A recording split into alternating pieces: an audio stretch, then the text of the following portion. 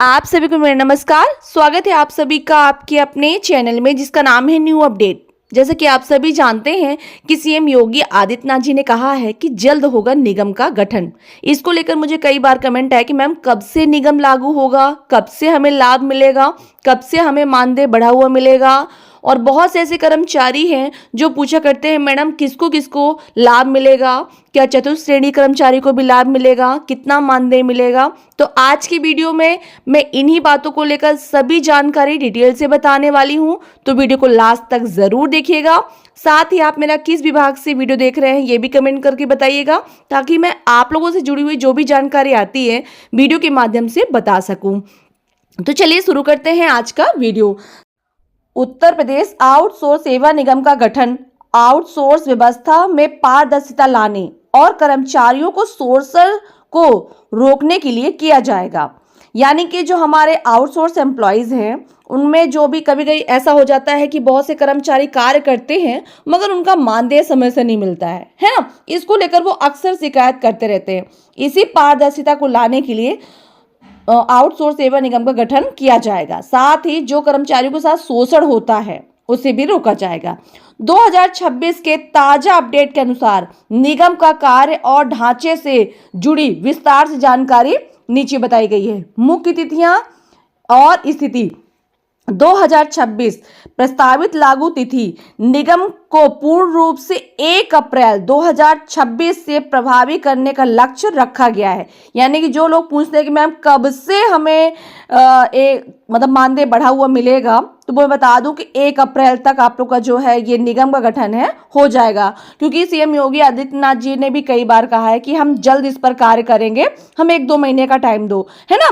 तो उसी पर लगे हुए हैं। वर्तमान स्थिति से बात करें तो निगम का कंपनी एक्ट 2013 के तहत पंजीयन रजिस्ट्रेशन पूरा हो चुका है। तो जो रजिस्ट्रेशन हो रहे थे आप लोग के वो लमसम हो चुके हैं। मुख्यालय इसका अधिकारी कार्यालय लखनऊ के पिकअप भवन में स्थापित किया जा रहा है। संशोधित वेतन ढांचा, अब बात कर लेते हैं आप लोगों को कितना मानदेय बढ़ा मिलेगा और किसको कितना मिलेगा, है ना। निगम ने आउटसोर्स पदों को 4 मुख्य श्रेणियों में विभाजित किया है, जिसमें भुगतान सीधे बैंक खाते में 1 से 5 तारीख के बीच किया जाएगा। देखिए यहाँ पर साफ साफ लिखा है कि आप लोग का जो है वेतन समय से मिलेगा, है ना, और जो जिस श्रेणी में है उसके हिसाब मिलेगा। श्रेणी 1 की बात करें तो 40,000 रुपये दिया जाएगा, जिसमें डॉक्टर, इंजीनियर, अकाउंटेंट ऑफिसर और रिसर्च ऑफिसर जैसे उच्च कुशल पद हैं। श्रेणी 2 में 25,000 रुपये दिया जाएगा। Staff nurse, junior engineer, senior assistant और लीगल असिस्टेंट, इन लोगों को 25,000 रुपये दिए जाएंगे। श्रेणी 3 22,000 रुपये। जूनियर असिस्टेंट, टाइपिस्ट, ड्राइवर और पैरामेडिकल स्टाफ, तो इन लोगों को 22,000 रुपये दिए जाएगा। श्रेणी 4 को 20,000 दिए जाएंगे। श्रेणी 4 को 20,000 दिए जाएंगे। कौन कौन आएगा इसमें? ऑफिस असिस्टेंट, चपरासी, प्यून, कुक, माली और सफाई कर्मचारी, तो इन कर्मचारी को 20,000 रुपये दिए जाएंगे। भर्ती प्रक्रिया और निगम पारदर्शिता चयन, नई भर्ती GEM पोर्टल के माध्यम से होगी।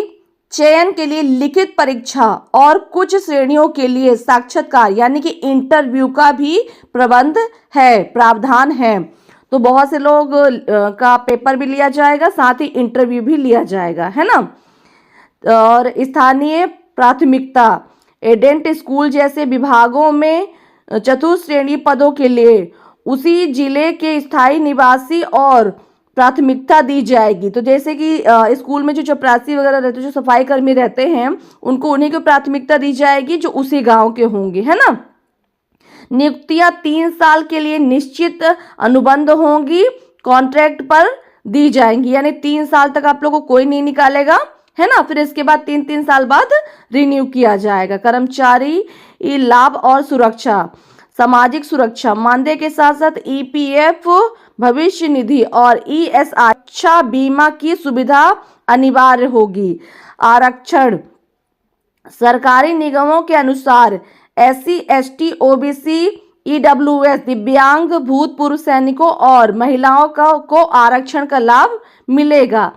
अतिरिक्त सहायता सेवा के दौरान मृत्यु होने पर 15,000 की अंत्योदय सहायता और महिला कर्मचारियों को प्रसव के अवकाश दिया जाएगा। यानी कि जो महिलाएं होंगी डिलीवरी के टाइम पे उन्हें छुट्टी दी जाएगी और साथ ही जो ड्यूटी करते समय अगर किसी की मृत्यु हो जाती है तो 15,000 रुपये उसको एक्स्ट्रा दिया जाएगा। अब हम बात कर लेते हैं कि निगम का प्रशासनिक ढांचा कैसे होगा।